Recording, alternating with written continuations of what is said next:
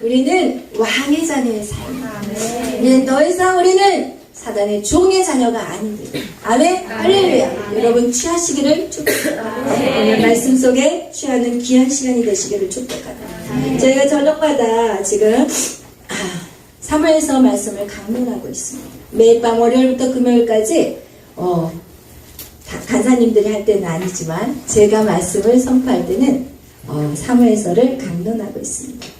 여러분 이스라엘 민족 가운데 하나님께서 사무엘을 통하여 이제 기름 부어 왕을 세우는 그런 내용들이 나오고 있습니다.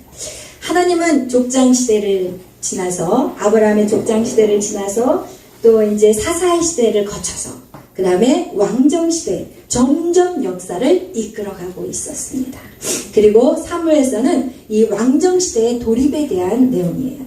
근데 거기에서 사울 왕과 다윗 왕 그 삶을 통하여 하나님께서는 하나님이 세우시는 왕의 모습 그리고 왕의 삶을 정확하게 대조해서 우리에게 말씀하고 있습니다. 사울 왕은 하나님이 왕으로 세우기는 하셨지만 사울 왕의 특징은 뭐냐? 사람의 기준의 왕이었어요. 그리고 세상의 기준의 왕이었어요.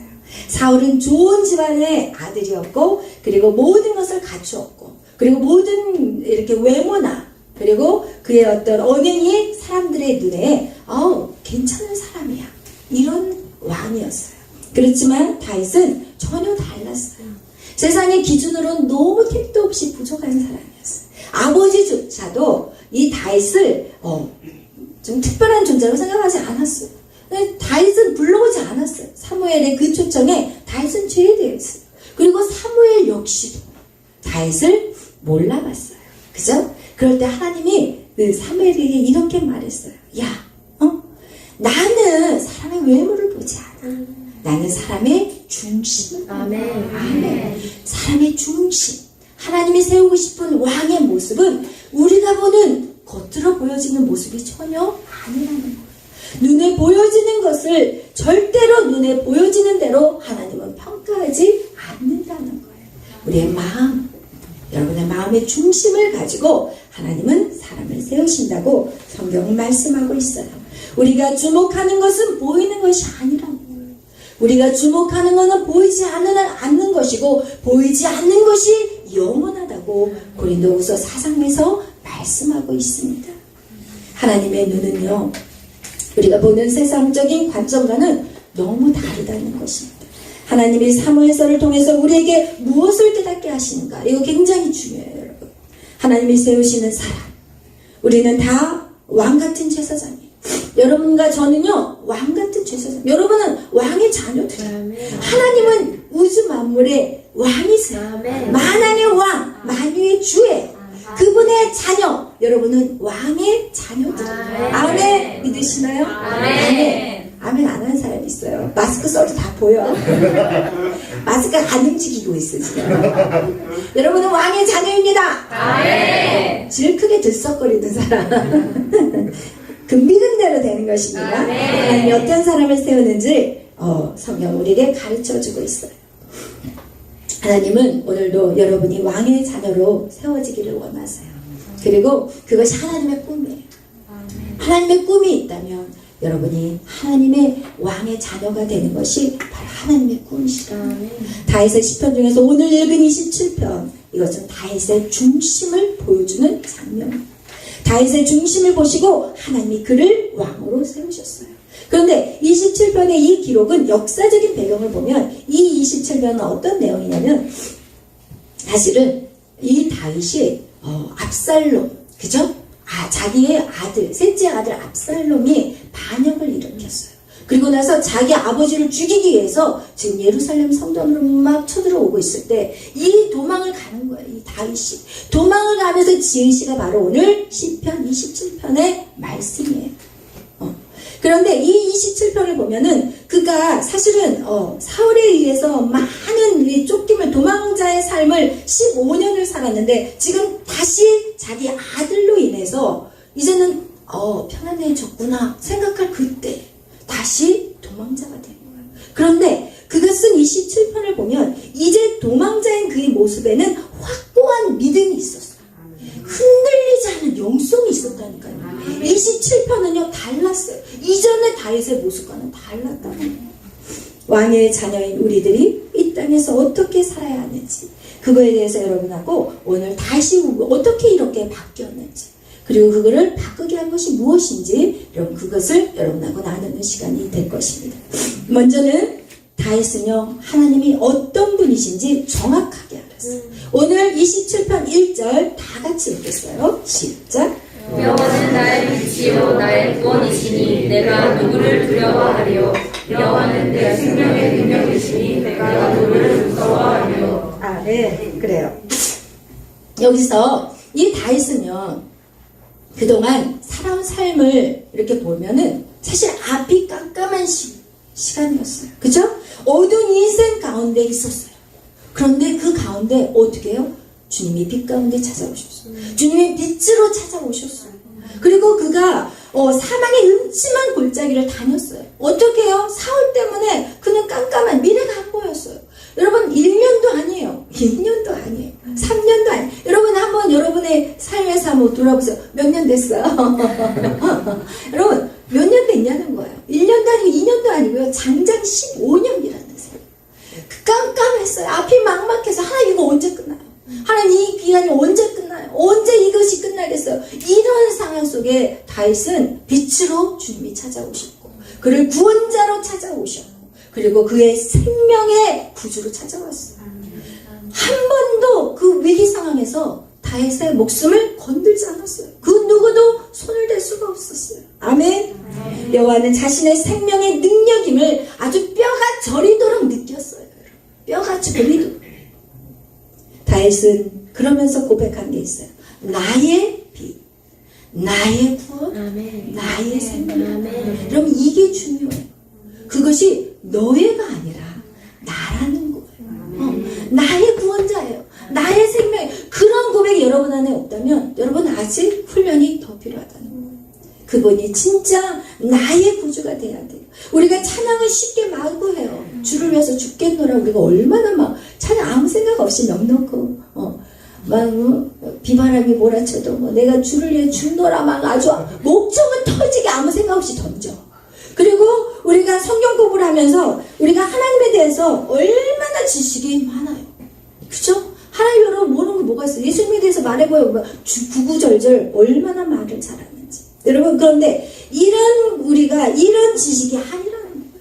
오늘 다윗의 고백은 이런 지식으로 얻어진 게 아니고 그냥 생각 없이 그냥 내 마음에 감동만 주는 그런 찬양으로서 이 고백이 흘러나온 게 절대 아니라는 것을 성경 우리에게 말씀하고 있습니다. 다윗은 고난의 삶, 죽을 것 같은 그런 삶. 어떻게 보면요, 그냥 아주 그 죽음의 사선을 넘어다니는 사람이 바로 다윗이었어요. 도망자의 삶. 그러면서 그가 그때 하나님을 알았어요. 그 상황 속에서 하나님을 안 거예요. 그에게 하나님은 이론이 아니었어요. 지식이 아니었어요. 실제였어요. 실제 생명이셨다니까 하나님은. 생생하게 살아계신 하나님을 경험한 그는 이제 뭐라고 고백하냐면 1절에 내가 누구를 두려워하니. 여러분 우리 인생에 잘 보세요. 여러분이 매일 여러분이 무엇에 무너지냐면 두려움에 무너져요. 사실은 여러분 마음으로 무너지지 사실 그 일들이 일어나지도 않았는데 미리 앞당겨서 두려워하고 불안해하고 초조하고 그러잖아요. 자식에 대한 염려들 아직 자식이 다 완성되지도 않았는데 미리 다 끌어다가 걱정을 하잖아요. 여러분. 그거와 같이 여러분 이렇게 그런 우리 안에는 두려움과 우리 안에는 무서움들이 계속 찾아온다니까요. 사단이 우리를 그냥 두지 않는다는 거예요. 그런 두려움은요 여러분 한 사람한테 여러분 어느 지정된 사람한테 있는 게 아니에요. 모두에게 다 있어요. 모두에게 두려움과 그리고 무서운 공포들이 미래에 대한 두려움과 공포들 반드시 있다는 것이요. 그것이 성경이 우리에게 말씀하는 것입니다. 그런데 그런 상황 속에서 우리 2절 3절 다윗이 이제 고백해요. 뭐라고 고백하냐. 우리 2절 3절 다 같이 읽겠어요. 시작. 악인들이 내 삶을 먹으려고 내게로 왔으나 나의 대적들 나의 원수들인 그들은 실족하여 넘어졌도다. 그대가 나를 대적하여 진칠지라도 내 마음이 두렵지 아니하며 전쟁이 일어나 나를 치려할지라도 나는 여전히 평안하리로다. 아멘. 아멘. 다윗은 계속해서 포위당했어요. 악한 사울 3,000명이나 되는 군대들에 의해서 계속해서 포위들이 당하고 도망갔던 이제 블레셋 안에서 위기를 당하고 이런 가정 속에서 지금 뭐라고 얘기하냐면 2절 3절에 우리가 동사를 보면은 보세요. 내게로 왔다. 그죠? 내게로 왔다. 이거는 과거예요. 실족하여 넘어졌다. 과거예요. 그런데 3절에 그가 고백하는 건 무엇이냐? 두렵지 아니하며 태어나리로다. 이것은 미래의 시제예요. 여러분 이제는 더 이상 뭐가 쫓아오고 나에게 달라들고 나를 막 실족하게 넘어뜨린다 할지라도 내가 지금 이제 나는 어떻게 돼요? 두렵지 않다. 이젠 더 이상 그것에 대해서 내 마음이 강건하다고 말하고 있는 것이 오늘 다윗의 고백인 거예요. 우리의 신앙도 마찬가지예요. 여러분 과거에 하나님과 함께한 경험이 있는 사람은요 지금 담대할 수가 있어요. 하나님과 강하게 이렇게 딱 결속이 되어 있는 사람은 미래가 두렵지 않습니다. 그렇기 때문에 여러분 우리에게 고난은 필요한 거예요. 그러기 위해서 우리는 이 두려움을 주는 것을 어떻게 해야 될까요? 이 고난을 어떻게 해야 될까요? 피해야 될까요? 숨어야 될까요?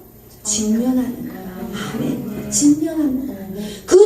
그 고난을 두려워해서도 안 되고 그 고난에 내가 죽을 것 같다 두려움이 올 때 여러분 거기에서 굳건히 서셔야 돼요. 절대로 피해서는 안 돼요. 다윗이 딱 한 거 그거였어요. 그 고난을 직면했다는 거예요. 여러분 한번 상상해 보세요. 말이 쉽지. 남의 일이라고 쉬워 보이죠? 여러분 남의 일이라고 쉬워 보여요. 한번 상상해 보세요. 여러분이 들판에서 양을 딱 치고 있는데 갑자기 이땅하는 사자가 와가지고 내 양을 물고 가는 거야.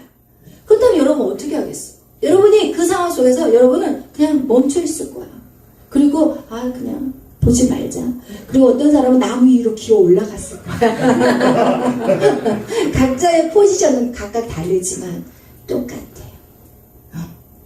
각자의 그 포지션은 달랐지만 똑같아요. 피한 거예요. 피해버렸어요. 그 양을 지키지 못했어요. 사자가 나타나고 곰이 나타났을 때 다윗은 어떻게 해요? 뛰어갔어요. 뛰어가야 돼요. 뛰어가야 돼요. 여러분의 두려움 앞으로 뛰어가야 돼요. 그냥 보고 있어도 안 돼요. 뛰어 들어가야 돼요. 그 상황 속으로 뛰어 들어가야 돼요. 그래서 어떻게 해요? 거기서 하나님 도와주세요. 아멘. 하나님 도와주세요. 입을 찢으면서 도와주세요. 아멘. 아멘. 할렐루야. 아멘. 이것인 거예요. 우리가 그동안 그렇게 신앙생활 안 했어요. 그냥 하나님 도와주세요. 힘을 주시면 제가 할게요. 그리고 가만히 있어. 힘을 주시면 뭐를 할 거야? 가만히 있어. 주여 아직도 불이 안 내려와서 못하겠어. 더 뜨거운 불을 주세요. 산기도를 가. 이제는 이 교회에서도 안 돼. 산에 올라가. 그래 맞아. 손을 하나 뽑아야겠지. 들은 거는 있어 또. 왜 실컷 소나무를 뽑아가지고 능력 받았다고 딱 와. 상황은 똑같아요. 그리고 거기 앞에서 지켜봐. 주여 아직도 불이 없습니다. 이러고 있는 인생이 오늘날의 신앙생활. 오늘날의 신앙생활 전혀 바뀌지 않아요. 들어가야 돼. 아멘. 들어가 그 무섭고 두려운 상황으로 뛰어 들어가야 되는데 안 들어갔어. 다윗은 어떻게 했어요? 골리앗과의 전쟁에서 자기보다 2배나 커. 여러분 그게 여러분 남의 일이라고 쉽게 생각하지 마세요. 응? 칼과 창과 그냥 이 칼이 너무 무거우니까 그 칼 드는 사람까지 골리앗 옆에 서 있는 거야. 근데 거기에다가 돌 5개를 지금 입줄한다 그러고 가는 그 모습. 그러니까 사람들이 조롱해. 아이고 저거 좀 봐라. 귀엽네 귀여워. 이러면서 아주 조롱해. 여러분을 보고 조롱한다니까요. 세상은. 조롱해요. 조롱해도 사단 여러분을 조롱해. 네가 이길 것 같아? 네가 이 상황을 이길 것 같으니? 너 절대 못 이기거든? 조롱한다니까요. 그런데 어때요? 정면으로 들어가야 돼요. 여러분이 두려움 상황 속으로 들어가셔야 돼요. 아멘. 할렐루야. 아멘. 들어가셔야 돼요. 아멘. 할렐루야. 아멘. 여러분 우리는 아무것도 두려워할 게 없어요. 내 안에 누가 계세요? 예수 그리스도. 그분은 누구예요? 하나님이에요. 아멘. 여러분 안에 하나님이 계신다니까. 아멘. 왜 잊으세요? 그걸 잊어서는 안 돼. 아멘. 질 것 같은 전쟁, 죽을 것 같은 전쟁인데 끝은 달라요. 과정도 질 것 같고 모든 상황이 다 질 것 같지만 마지막이 중요한 거예요. 아멘. 아멘. 이러면서 그가 그 다윗의 두려움을 여러분 정말 생각하셔야 돼요. 3,000명이라는 사람이 그를 죽이려고 쫓아오고 막 아니 수금을 켜고 있는데 막 사울이 거기다가 그냥 창을 확 던지고 여러분 상상 좀 해보라니까요. 여러분의 두려움은 아무것도 아니야. 지금 여러분의 두려움은요 다윗에 비한다면 아무것도 아닌 거예요. 그런 여러분 정신적인 엄청난 그 다윗이 제정신이라는 게 정말 신기한 거예요. 솔직히 말한다. 벌써 정신병원에 가서 약을 먹어야 될 상황이죠. 오늘날 같으면. 그런데 그는요 그 고난이 결코 쉽지 않았지만 그는 어때요? 끝까지 포기하지 않았어요. 그리고 망할 것 같고 죽을 것 같았지만 절대로 망하지 않고 절대로 죽지 않았다는 것을 성경 우리에게 보여주고 있어요. 아멘. 하나님은 그것을 보여주기를 원하는 거예요, 여러분에게. 그래서 성경 우리에게 말해요. 내가 물 가운데 지날 때에도 내가 너와 함께 할 것이고 내가 불 가운데 지날지라도 너를 사르지 못하게 하시는 아멘. 하나님은 여러분을요 절대로 포기하지 않아요. 여러분이 여러분 자신을 포기할지 몰라도 하나님은 여러분을 절대 포기하지 않아요. 그거를 기억하시길 바래요. 그래서 하나님하고 손을 잡으시고 아멘. 여러분은 하나님과 손을 잡고 여러분 안에 있는 죄 3자로 쳐다봐야 돼요. 죄 그거 내 거 아니야. 여러분 거 아니야. 그거 여러분 거 아니에요. 그 두려움 여러분 거 아니에요. 여러분이 지금 짓고 있는 그 습관적인 죄 여러분 거 아니라니까요. 사단이 여러분에게 뿌려놓은 가라지인 거예요. 이제는 가라지를 밖으로 밀어내고 이제는 그것을 보고 외치고 선포하시고 여러분 제가요 이 사역을 하면서 저도 힘들었어요. 저도요 3가지가 힘들었어요. 첫째는 무엇이냐? 사람을 두려워하는 마음이 있었어요. 사람과의 관계가 너무 힘들었어요. 제가 사모잖아요. 피할 수가 없어요. 그냥 성도들은 싫으면 저 사람 너무 싫으면 나가면 돼. 이 교회 없으면 돼. 근데 사모는 어디를 가냐고요. 제가 피할 곳이 없어. 피하고 싶어도. 그러니까 이제는 저쪽에서 성도가 오면 이쪽으로 가고 저리로 가고 이제 교회 안에서 이건 뭐예요? 미로 찾기를 하는 거예요. 왜냐면 제가 29살에 사모가 됐잖아요. 뭐 사모가 되려고 사모가 된 게 아니에요. 하나님의 부르심에 신학교를 들어가다 보니까 만난 분이 전도사님. 그 자동빵! 저는 사모가 너무 싫어가지고 저희 목사님이 저한테 저를 딱 마음에 마음에 들었었나 봐요. 그러면서 저한테 꿈이 뭐냐 그래서 저는 사모가 너무 싫어서 사모도 싫고 전도사도 싫고 그럼 선교사나 해야 되겠다 이러면서 저희 목사님이 저 만났을 때 물어봤을 때 저는요 선교사나 될 거예요. 왜냐면 전도사 싫고 사모 싫어 이랬거든요. 저는 사모는 진짜 신학교 들어갈 때 사모 그랬다면 저 안 갔을 거야. 근데 그런 생각도 없이 그냥 하나님 가라고 하는데 그때 저한테 하나님 자원하는 마음을 주셨어요. 세상에서 가장 귀한 게 뭐냐? 맞습니다. 영혼을 구원하는 거예요. 사람 생명보다 더 소중해 뭐가 있어요. 여러분 물질보다 사람이 더 소중해요. 이 세상에서 가장 귀한 게 사람이에요. 영혼이에요. 그래서 제가 그것을 은혜를 받아서 그래요 제가 신학을 가겠습니다 하고 갔는데 갑자기 왜 사모가 나와버리니까 제가 이거 큰일 났네 이거 사모는 죽어도 하기 싫은데 이런 상황이었거든요. 그러니까 이 사람과의 관계가 사실은 저는 불편했어요. 피하고 싶었어요.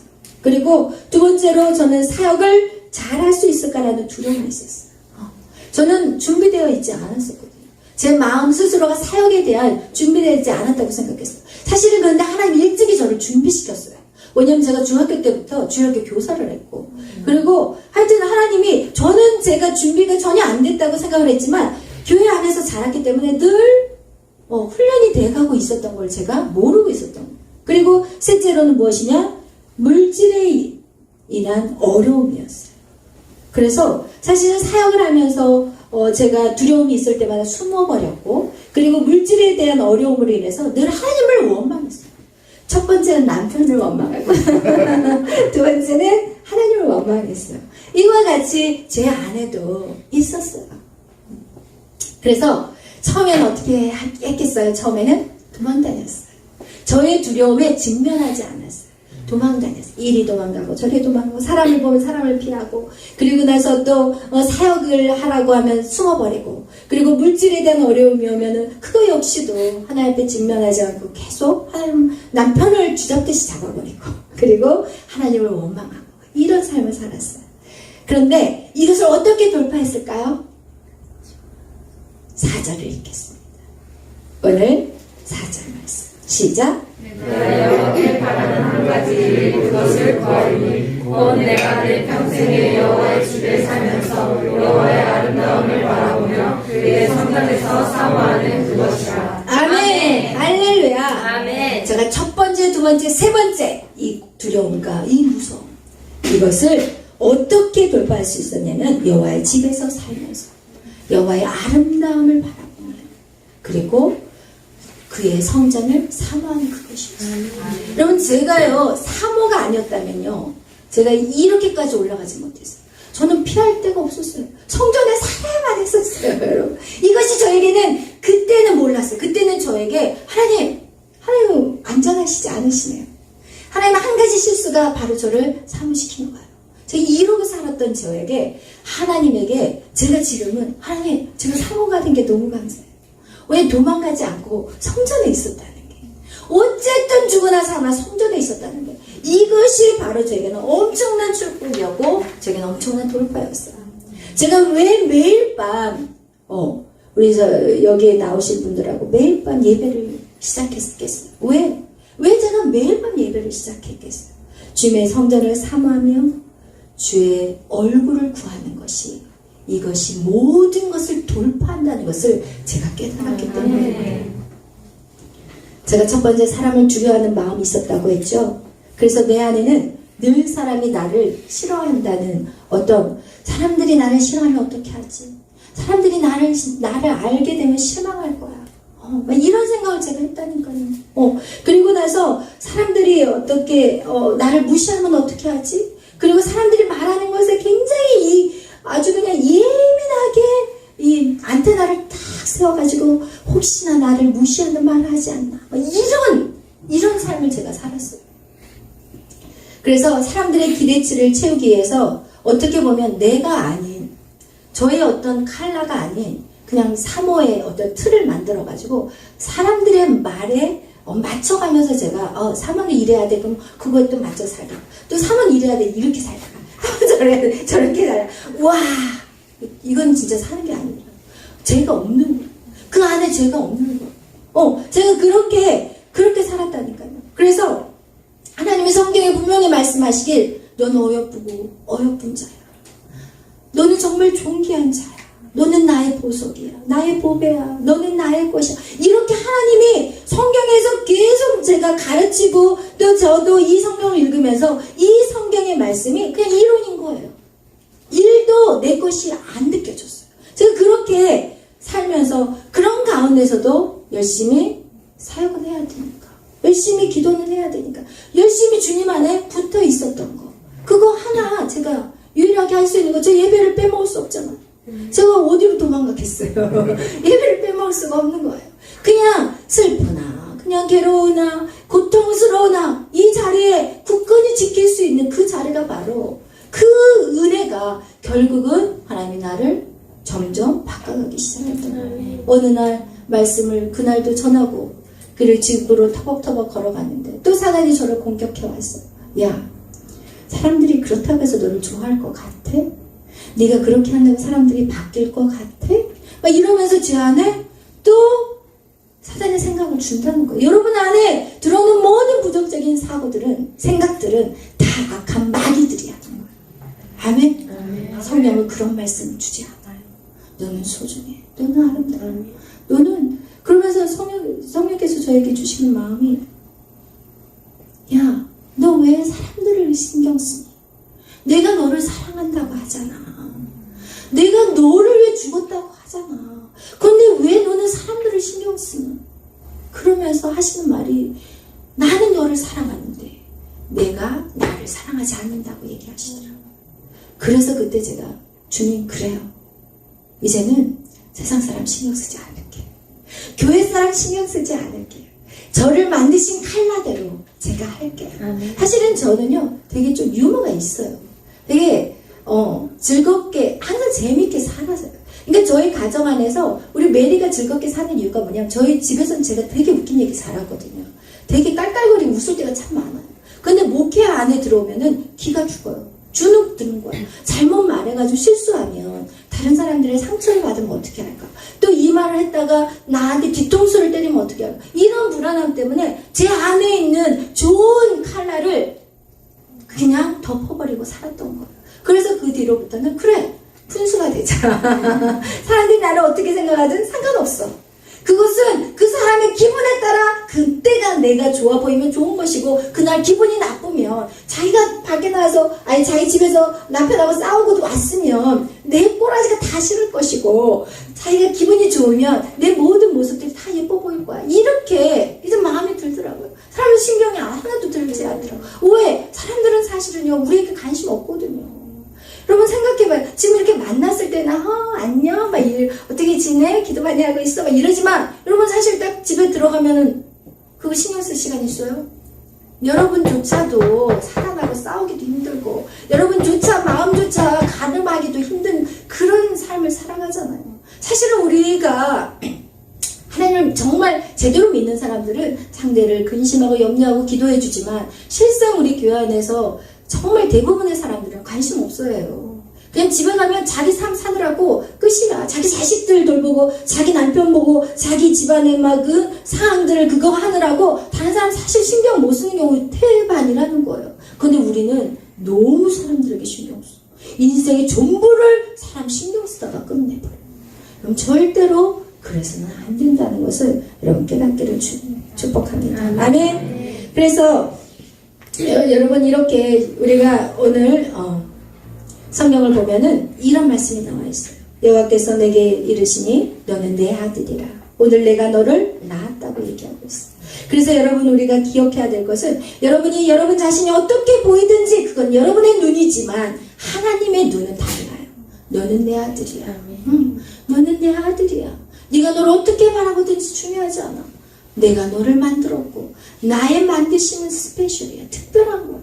여러분은 하나님이 지으신 놀라운 작품이야. 그런데 여러분이 여러분 자신을 어떻게 바라보냐? 이것을 이제는 하나님의 눈으로 바꿔가시기를 축복합니다. 아멘. 둘째로요, 사역에 대한 두려움. 무슨 마음을 가졌냐면 그래 내가 삶으로서 제대로 할 수 있을까? 네가 할 수 있는 게 뭐냐? 이런 생각들이 제 안에 들어왔어요. 자신이 없었어요. 그래서 이 사역을 하다가도 어느 날은 목사님 뒤에 저희 목사님 뒤에 숨어 있다가 또 이제 좀 살만하면 또 기억나다가 다시 또 우리 목사님 방패막이에 항상 그래가지고 숨어 있었어요. 그런데 그 숨어 있는 것을 하나님 앞에 들켰어요. 몇 년 전에 어떤 예언 사역 하시는 분이 저한테 딸아 너는 그림자 같구나. 왜 숨어 있니?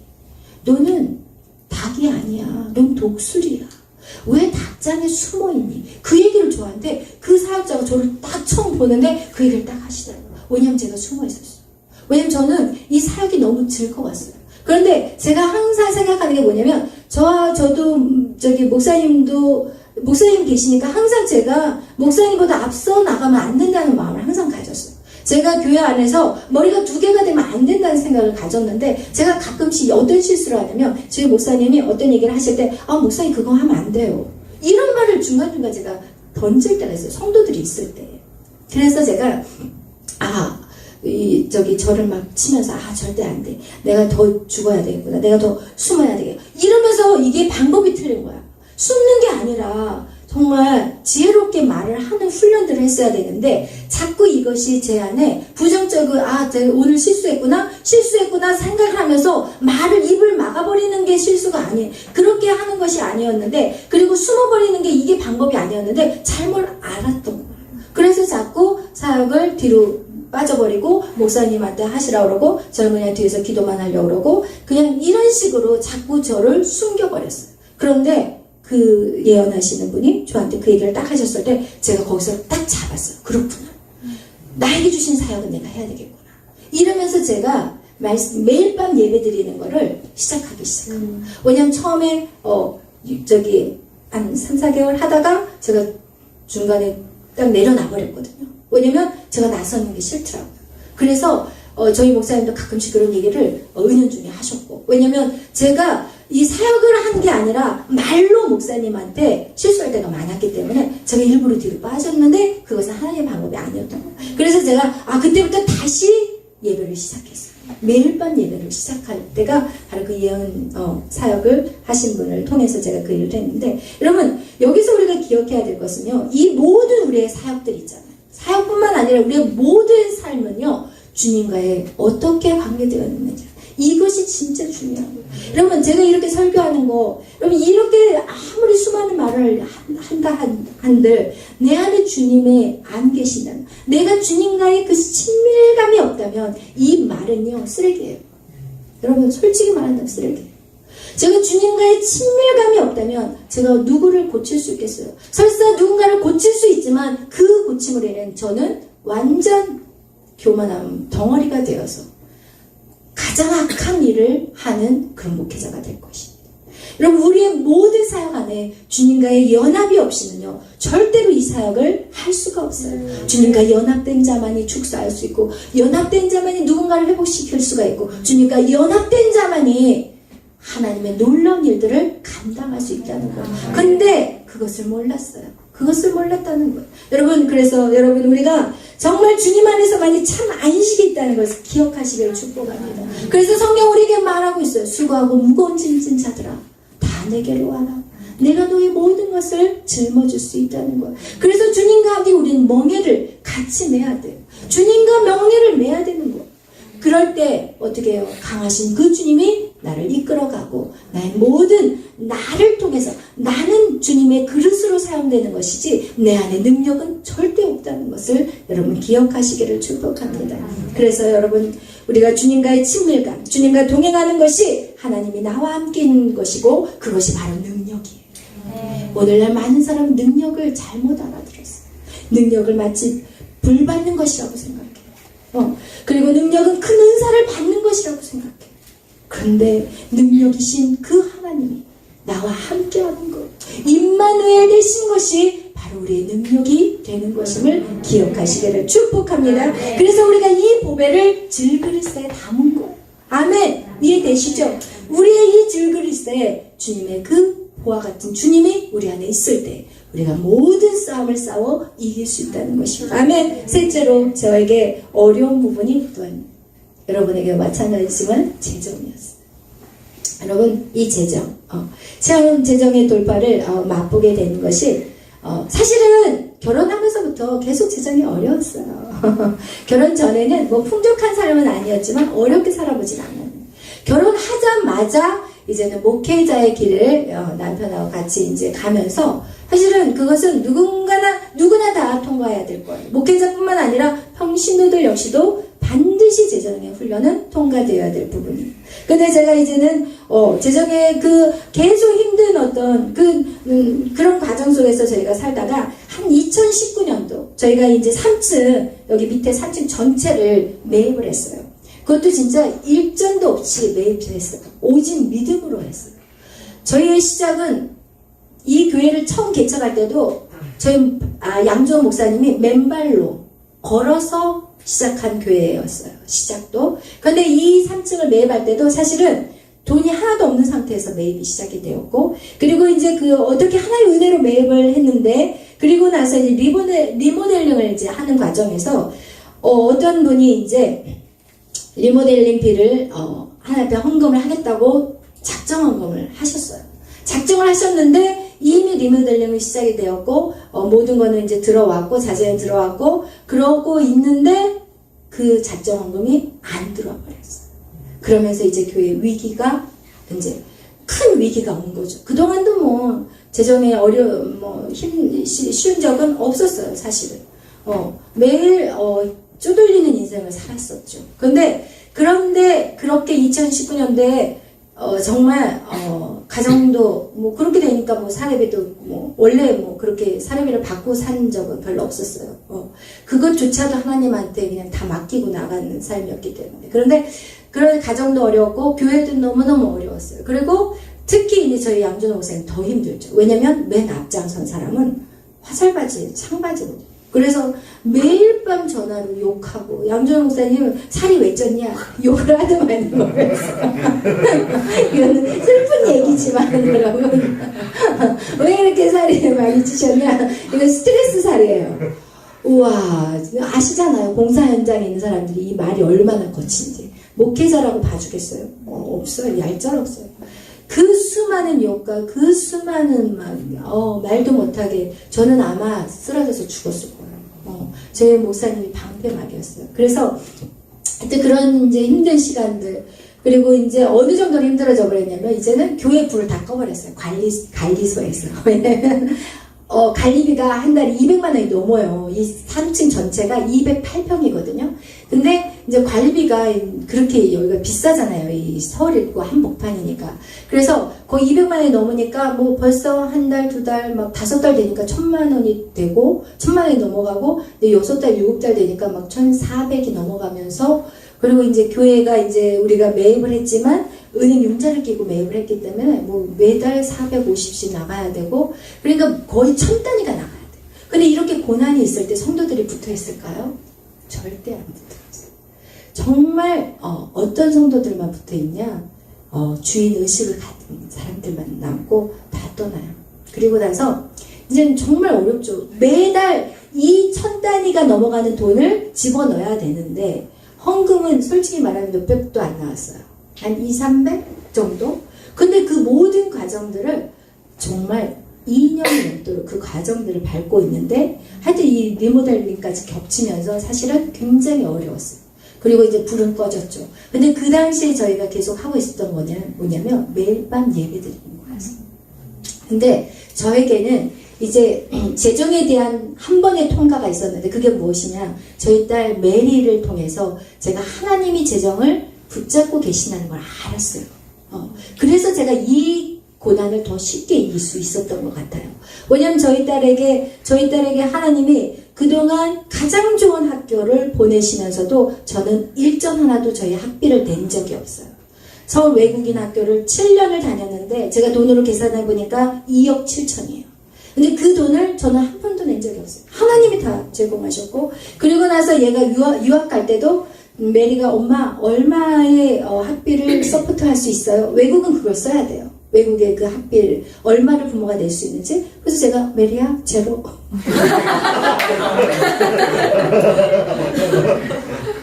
그리고 제가 그 당시에는 지금 재정에 좀 훈련이 되어 있는 상태였어요. 왜냐면 사실 제가 그 재정 때문에 하나님 앞에 통곡하고 온 적이 있어요.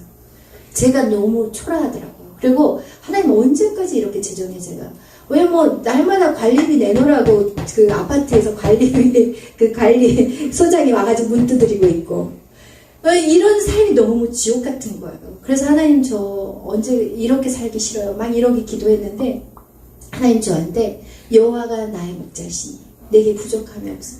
그 전에 남편을 쥐잡듯이 잡았던 제가 그 하나님의 말씀 음성 딱 듣고는 남편에게 자유를 선포해줬어요. 이제는 집안의 재정 신경 안 써도 됩니다. 이제 여호와가 나의 목자십니다. 여러분, 이래서 하나님의 음성을 듣는 게 중요한 거예요. 하나님의 음성을 들으려면 어떻게 해야 돼요? 예배 안에 들어와야죠. 여러분이 죽어난 사람 하나님의 음성을 들어. 하나님의 음성, 사람의 얘기는요 한 며칠 가. 약발이 조금 가는데 언제 그랬냐는 듯이 다시 제자리로 돌아와. 그런데 하나님의 음성은요 안 없어요. 내가 너의 목자야. 성경에 봐라. 남편이 어디 너의 목자라고 나왔냐? 남편이 너의 필요를 채워준다고 나왔냐? 찾아서 갖고 와라. 막 이러시더라고 하나님. 주여. 그래서 제가 그때부터 하나님 나의 목자십니다. 이러면서 제가 어떻게 해요? 그냥 무조건 예배예요. 무조건 예배. 이게 제 안에 완전. 그래서 저희 딸한테도 메리야 제로 이렇게 하고 딱 그러고 나서는 저는 어떻게 해야 돼요? 교회로 와야죠. 기도하러 와야죠. 교회로 아주 유유자적하게 오다가 갑자기 미안한 말이 마음이 딱 드는 거예요. 메리한테. 그래서 그리고 또 한 가지는, 야, 그러다가 대학교가 합격이 안 되면 어떻게 되지? 이 생각이 들어서 다시 메리한테 전화를 해가지고, 메리야, 야, 너 그 학교 안 되면 어떻게 제로라고 써가지고. 그랬더니, 아니야, 엄마 괜찮아. 이제 이 아이도 이제 훈련이 된 거예요, 재정에 대해서. 엄마 괜찮아. 그냥, 저기 학교 거기 론 얻으면 되니까. 왜냐면 미국 시민권자니까. 론 얻으면 되니까 엄마 걱정 안 해도 돼. 괜찮아. 그러니까, 그래? 오케이. 하면서 저는 진짜 1도, 0.0001도 걱정을 안 했어요. 어떻게 그럴 수 있겠어? 그것은 그동안 내가 만난 하나님이 어떤 하나님인지 알았기 때문에. 그래서 제가 하나님 그래요. 우리 하나님이 뭐 7년 동안도 보내셨는데 이 4년? 이거 아무것도 아니에요. 정말 진짜 이런 마음이었어요. 그런데 역시나 하나님이 그 대학의 4년의 기간을 완전 전장학금 기숙사비 하나도 안 들어가고 제가 해줄 수 있는 거는 이제 유일하게 비행기표 그거 하나 끊어준 것밖에 없어요. 그거가 하나님이 다 해결해 주셨어요. 그 하나님을 제가 체험했기 때문에 이 전쟁도 마찬가지였어요. 매일 밤 예배였어요. 불을 다 꺼버리면 촛불 켜놓고 했어요. 그 촛불을 몇 날 며칠 촛불을 켰더니 또 어느 날 불을 살짝 켜주시더라고요. 이렇게 이 고난의 시간 동안에 여러분 하나님이 훈련하고 또 이것들을 하나님이 계속해서 지켜보고 계셨다는 거예요. 여러분 저는 돈 구하러 다니지 않았어요. 여러분 사람들에게 돈 말하지 않았어. 왜? 저 성격은 남에게 돈을 이런 돈 빌리는 성격이 아니에요. 저는. 그러니까 이게 너무너무 저한테는 힘든 거예요. 그런데 이런 위기 속에 어떤 일이 있었었냐면 무슨 일이 있었냐면 이제 선교를 가야 될 때가 온 거예요. 선교를 이런 상황 속에서 지금 영국으로 선교를 이제 뉴질랜드로 선교를 간다는 거예요. 근데 제가 기도를 하는데 선교는 가야 되겠더라고요. 왜냐면 감동이 와요. 하나님 가라는 사인이 와요. 근데 지금 당장 돈은 없고, 그러니까 저희 양목사님이 하시는 얘기가 가야 된다는 거예요. 근데 저희 집은 이제 에스더까지, 메리까지 그때는 이제 여름이어서 와가지고 4명이에요. 그럼 선교를 가려면 기본 800 이상이 드는 거예요. 근데 하나님 기도하니까 가라는 거예요. 그래서 그러면 어떻게 하지? 그래서 카드를 긁었어요. 정말 제가 원래 카드 절대 안 쓰는 사람인데 하나님의 감동이 왔고 목사님이 누가 비행기표는 대줄 것 같으니까 일단 표를 잡으래요. 그래서 빨리 잡으면 더 싸니까 잡았어요. 그리고 나서 선교를 갔다 왔는데 진짜 최고의 선택이었어요. 너무너무 은혜로웠고 하나님 그곳에서 정말 뉴질랜드 같은 곳에 갔을 때는요 거의 거기서 다 선교를 받았어요. 저희 돈이 하나도 안 들어갈 정도로 그분이 다 해주셨어요.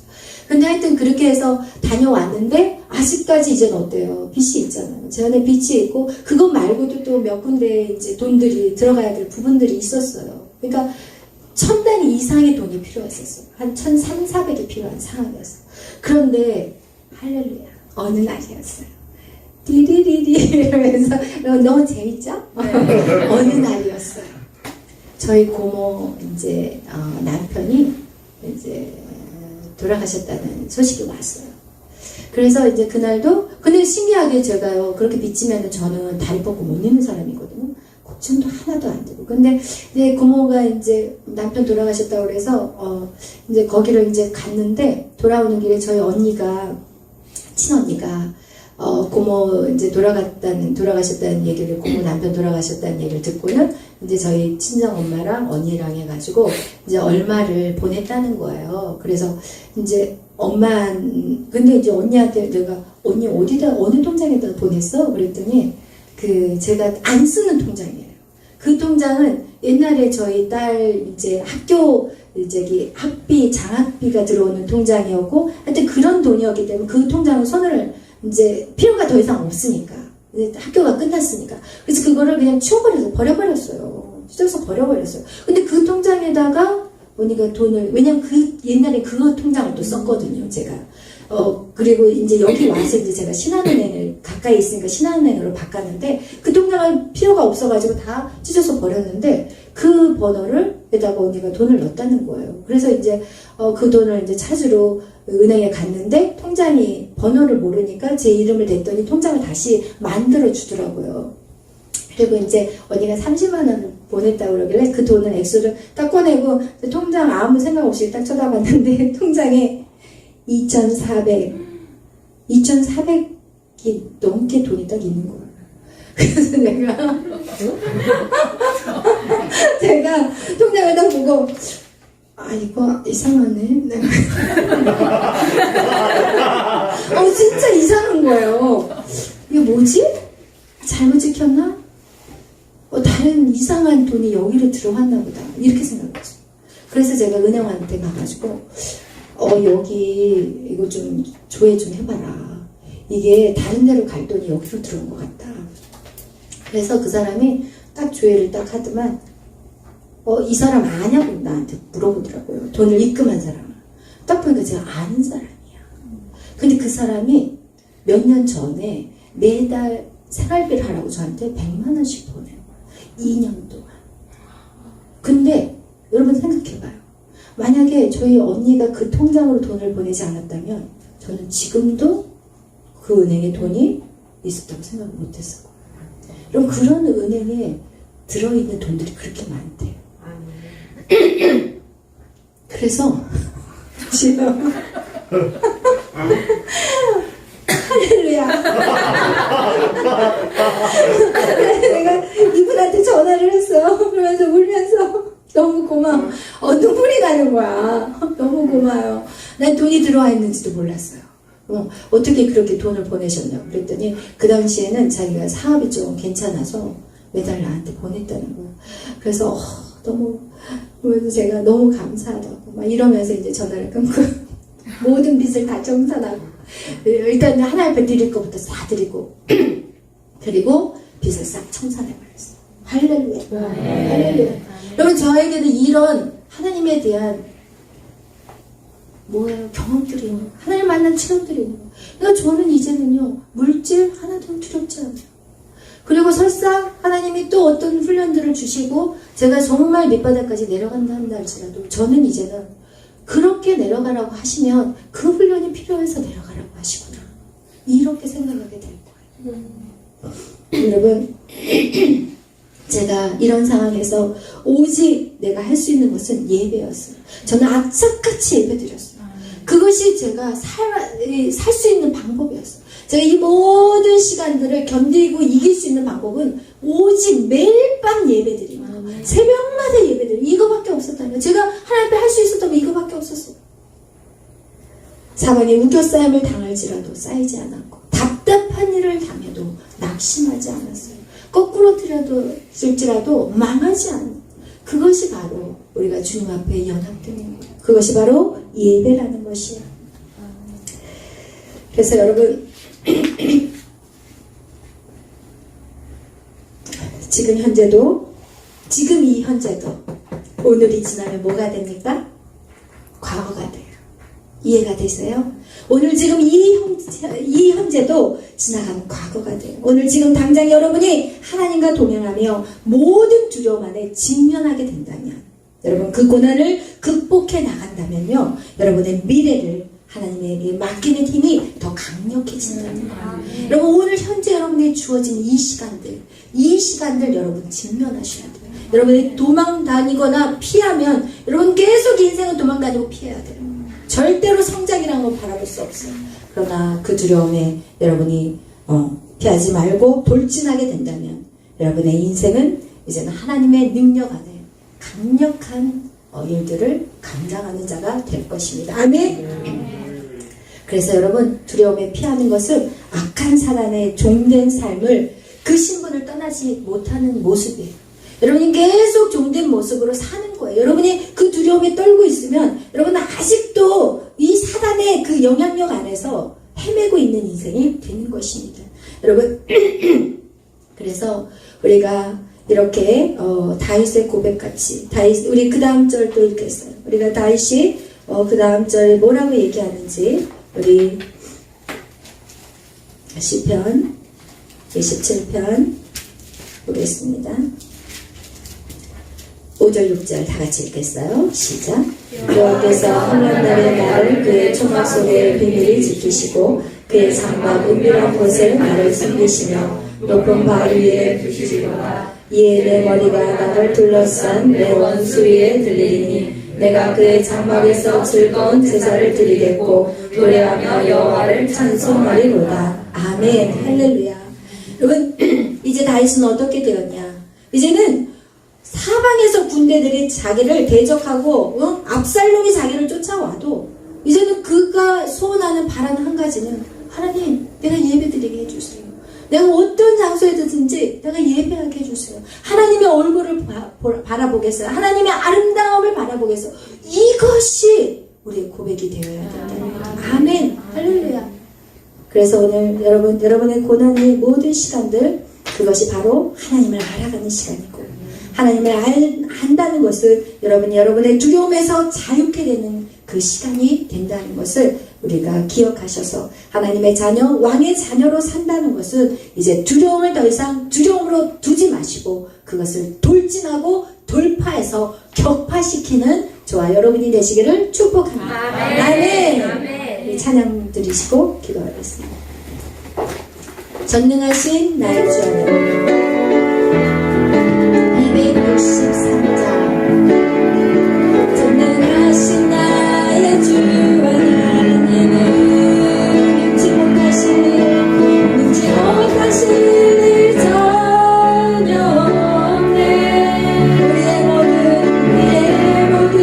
만들고 우리의 모든 생각도 우리의 모든 꿈과 모든 소망도 신실하신 나의 주 하나님은 우리의 모든 괴로움을 바꿀 수 모든 괴로움 바꿀 수 있네. 불가능한 일을 가시고 죽은 자를 일으키시니 그를 이길 자 아무도 없네. 주의 말씀을 들으며 주의 말씀을 지키하여 깊은 곳에 그를 던져보 모든 그가 놀라운 일을 이루시리로다. 주의 말씀을 지키하여 믿음으로 그를 던져 믿는 나의 그릇지 못하네. 우리 다시 한번 고백합니다. 전능하신 나의 주 하나님은 능지 못하실 일 전혀 없네. 우리의 모든 감으로 우리의 모든 생각도 우리의 모든 꿈과 모든 소망도 신실하신 나의 주 하나님은 우리의 모든 괴로움 바꿀 수 있네. 불가능한 일을 가시고 죽은 자를 일으키시니 그를 이길 자 아무도 없네. 주의 말씀을 지하여 그곳에 그를 얹어 오늘 그가 너라는 일을 이루시리로다. 주의 말씀을 지하여 믿음으로 그를 얹어 믿는 자의 그릇이 못하게. 그렇습니다. 우리가 믿는 하나님은 전능하신 하나님이십니다. 그분은 여러분의 처음과 끝을 아시는 분이십니다. 여러분에게 지금 그 모든 고난의 시간들이 있다면 그것은 여러분을 내가 누구인지 하나님이 누구이신지 알게 하는 시간이라는 것을 기억하십시오. 하나님을 더 알아가기에 힘씁시다.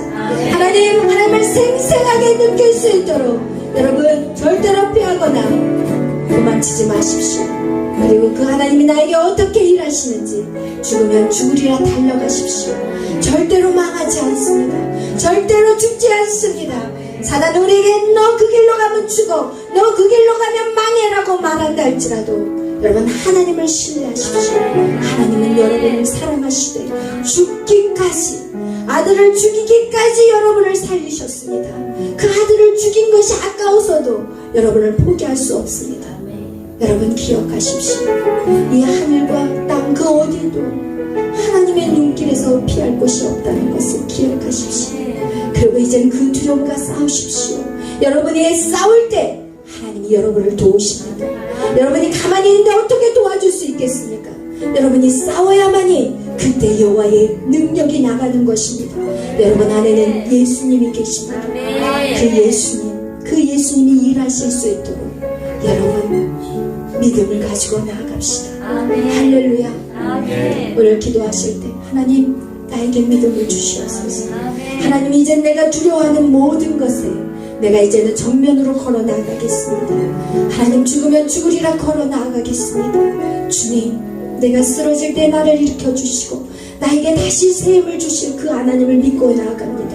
하나님 역사하여 주옵소서. 내가 편안한 길, 내가 정말 편안한 길만 바라보지 않게 하시고 하나님 고난의 길을 건넌 다음에 우리에게 시온의 대로가 열림을 기억하시고 오늘 그 고난의 길 기쁨으로 나아갈 수 있도록 이 시간 성령님 임하여 달라고 다 같이 주여 외치며 기도합니다. 주여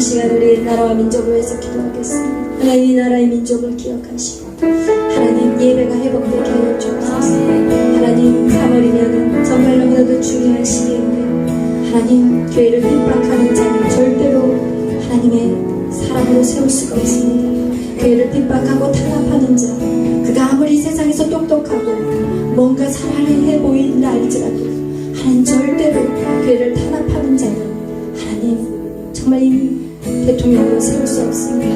하나님 우리에게 영적인 분별력을 주시옵소서. 예배가 회복되게 하시고 하나님 자유를 침범하는 그 악한 법들이 무너져 내려가게 하시고 하나님 이 땅에서 가장 귀한 것이 누군가요? 바로 사람입니다.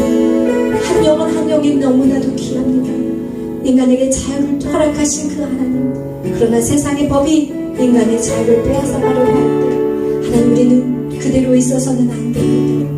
우리가 반응해야 됩니다. 하나님 우리의 자유를 빼앗기지 않게 하시고 이 땅이 하나님의 나라로 세워지는 그날까지 우리가 기도하며 선포하는 우리 모두가 되게 하여 주옵소서. 이 시간 우리가 나라와 민족을 위해서 기도하실 때 하나님 영적인 분별력이 이 땅 가운데 있게 하여 주시고 하나님 눈이 어두운 자들 눈이 열려지게 하시고 교회들이 깨어 일어나 기도하게 하시고 교회들을 힘쓰게 하여 주시고 내 교회 아버지의 모임을 패하는 악한 자들의 모습이 되지 않게 하시고 아버지 다음 세대를 키워 양육할 수 있는 그런 아름다운 교회들이 세워지게 하여 주시고 이 시간 다같이 주여 외치며 기도합니다. 주여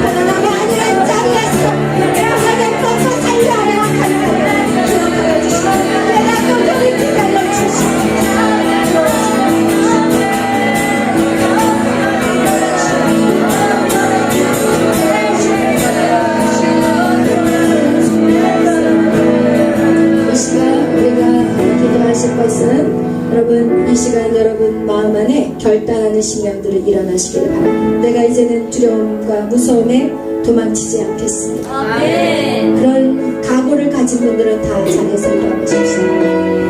절대로 도망치지 않겠습니다. 내 상황이 어떠하든지 내 환경, 사람 바라보지 않겠습니다.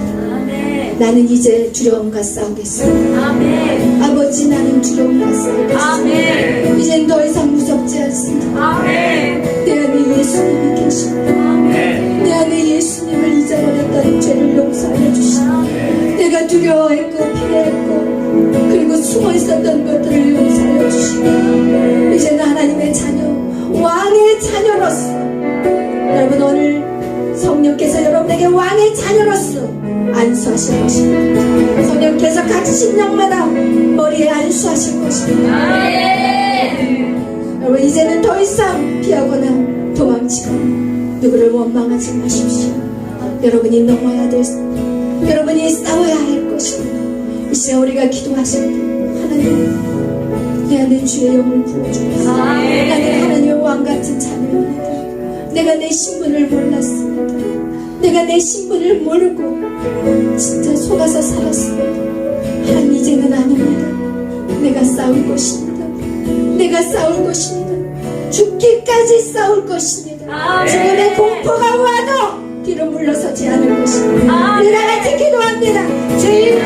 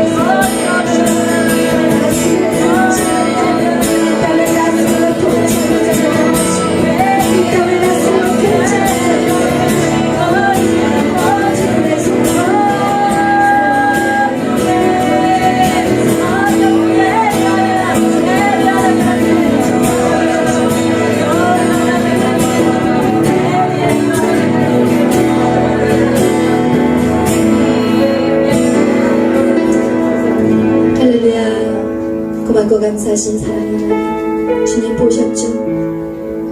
당신의 자녀들이 주님 앞에 일어섰습니다.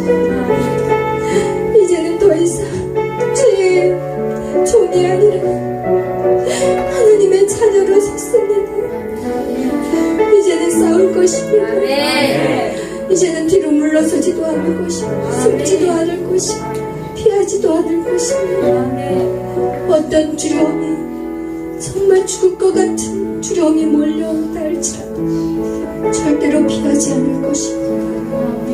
오늘 이 시간 주님 내 손을 잡아주시옵소서. 이미 자고 계셨는데 제가 느끼지 못했다면 이 시간 주님의 강한 팔을 느끼게 하여 주옵소서. 나를 포기하지 아니하시고 지금까지 생명을 연장해 주신 하나님 감사합니다. 우리가 지금까지 살 수 있었던 것은 주님의 은혜였습니다. 내가 느끼지 못했고 내가 깨닫지 못했지 이제 하나님 그것을 느낍니다. 내 안에는 주님이 계십니다. 그분은 한 번도 나를 떠난 적이 없어요. 나를 창조하시는 그 순간까지 나의 이름을 손바닥에 기록하시고 나를 생명책에 기록해 주셨습니다. 그런데 우리는 그것을 알지 못했습니다. 그러나 오늘부터는 다릅니다. 오늘 이 시간부터는 절대로 지지 않습니다. 절대로 내 생애에 후퇴함이 없습니다. 하나님 매일 주님의 음성을 듣게 하여 주옵소서. 주님을 부르실 때마다 주님 각자에게 말씀하여 주시옵소서. 나는 너를 떠나지 않는다. 사랑하는 아들아, 사랑하는 딸아, 나는 한 번도 너를 떠난 적이 없다. 너의 평생에 내가 너의 아버지가 되어줄 것이다. 영원한 나라에서도 나는 너의 아버지란다. 그 일을 위해서 내 아들을 죽였다. 그 일을 위해서 내 아들을 죽였다. 주님 감사합니다. 주님 감사합니다. 우리가 무엇이간데이처럼 사랑하시고 우리가 무엇이간데이처럼 우리를 포기하지 않으시지. 주님의 사랑을 더 알아가게 하여 주옵소서. 주님을 더 알아가게 하여 주옵소서. 하늘의 은혜로 하늘의 능력으로 이 시간 풀어주셨습니다. 하나님 주님의 그 사랑이 머리가 아닌 내 가슴에서 뜨거워지게 하여 주옵소서. 주님 감사합니다. 모든 영광 받아 주옵소서. 예수님의 이름으로 기도하였습니다. 할렐루야.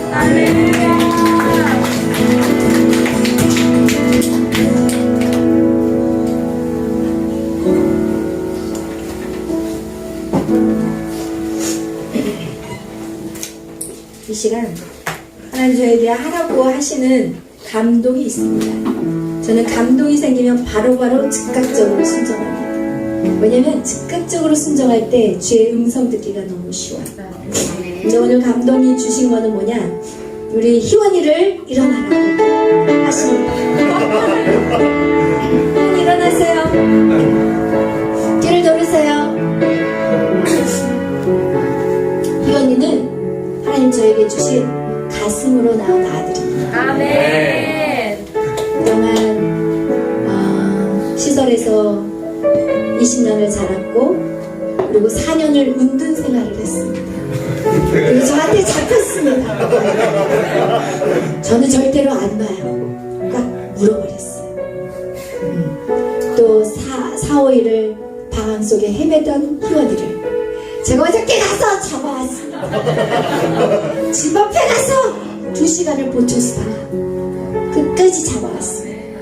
희원아, 이제는 도망갈 생각하지 말아라. 지구 끝까지 내가 달려간다. 아멘. 우리 희원이를 위해서 기도 중보 부탁드립니다.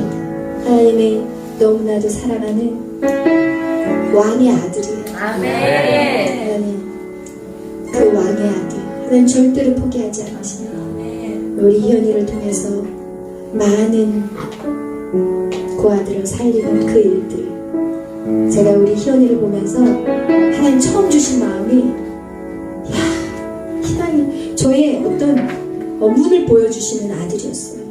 제가 사실은 고아 사역을 위해서 계속해서 기도하고, 그리고 제가 우리 메리 제 형편이 절대로 이렇게 할 수 없는 상황이었어요. 그래서 제가 그럼 입양을 하자. 그래서 제가 입양을, 둘째는 입양을 했고요. 그리고 앞으로 계속 그 일들을 저는 하나님 저에게 주신 사명이에요. 그런데 우리 희원이가 어느 날 나타났던 거예요. 아멘. 그래서 제가 희원이가 우리 메리하고 동갑이었고, 제가 하나님 앞에 이렇게 질문했어요. 하나님, 희연이를 좀 빨리 만났으면 제가 메리하고 희연이를 같이 키웠을 텐데, 미국에서. 미국에서 진짜 제가 한국보단 여유가 많아서 훨씬 더 이렇게 아이들을 위해서 마음껏 해줄 수 있는 시간들이었거든요. 근데 하나님 저한테 그랬어요. 아, 그래. 그것도 좋은 생각이지만 나의 생각은 달라. 나의 생각은 나는 그동안 희원이를 내가 항상 돌봐주셨단 말이에요.